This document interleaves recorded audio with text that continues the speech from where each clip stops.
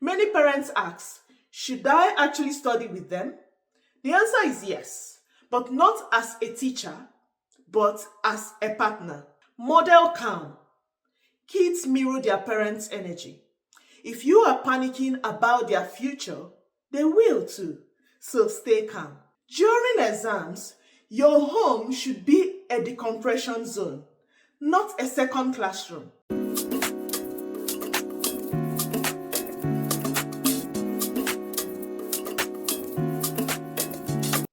Are you in that exam season where the house feels tense and your child seems like a different person? Exam season isn't just a test for students, it's a test for the whole family.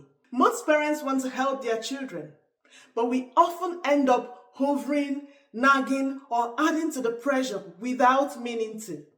Today, we're looking at how to move from being a supervisor to a support system. Welcome to Little Actions.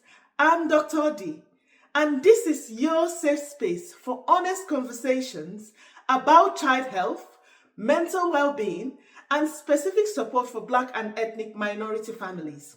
If you want to help your child perform their best while keeping their mental health and yours intact, hit that subscribe button and let's dive in. Strategy 1. The home-based environment. First, let's talk about the environment. During exams, your home should be a decompression zone, not a second classroom. Ensure they have a dedicated, well-lit space. This is the time to temporarily lower your expectation for chores.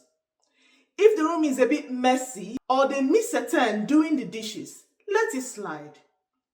Don't focus on the final grade. Focus on small, manageable habits. Help them set up their desks, prepare a healthy snack. These small actions stack up. Strategy 2.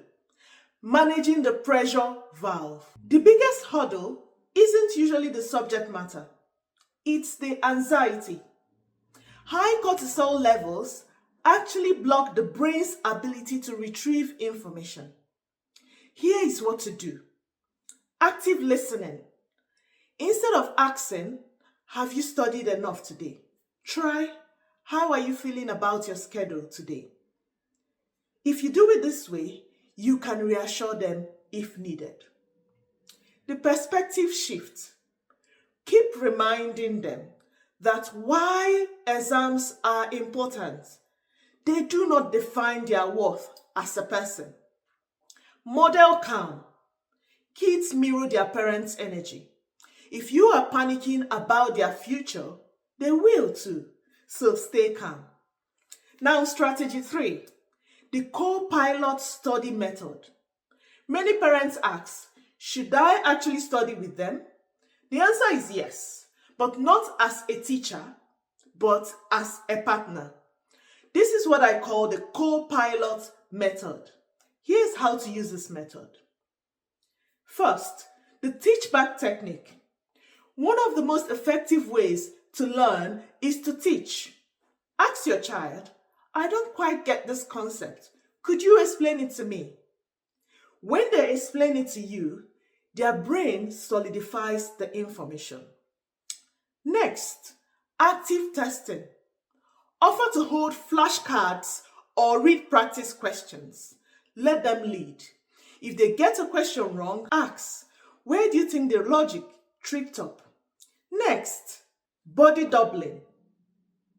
Sometimes just sitting in the same room doing your own work, like sending emails while they study, creates a sense of togetherness and support. Hey, before we move on how you can actually study with your child, I want to take a quick second to check in. If you're finding these tips helpful, or you just feel a little less alone knowing other parents are going through this too, please hit that like button. It really helps this video reach other parents who might be struggling right now. And if you have a specific tip that's worked in your house, drop it in the comment section. Let's build a bit of a survival guide for each other down here. Strategy 4. fuel and biological basics. When children get stressed, they reach for sugar and caffeine, which leads to crashes. Now bring them water, nuts, or fruits without making a fuss, so that they can choose the right choice of food to eat. The sleep rule. Sleep is when the brain indexes what is learned. Encourage a screen-off hour before bed. Ensure good sleep as well. The act of break. It is important that they take frequent breaks when they are studying. Use the Pomodoro method, and this means 25 minutes of work, 5 minutes of break. A true break is physical, like walking, stretching, and this helps to reset the nervous system. Strategy 5. When to call for reinforcements. Finally, recognize when the pressure is becoming too much for your child.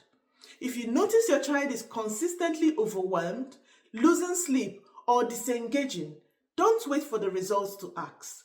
Look in the school, reach out to their teachers or school counselors early. They often have resources or accommodations or even special access arrangements such as extra time and rest breaks that can help lower the pressures.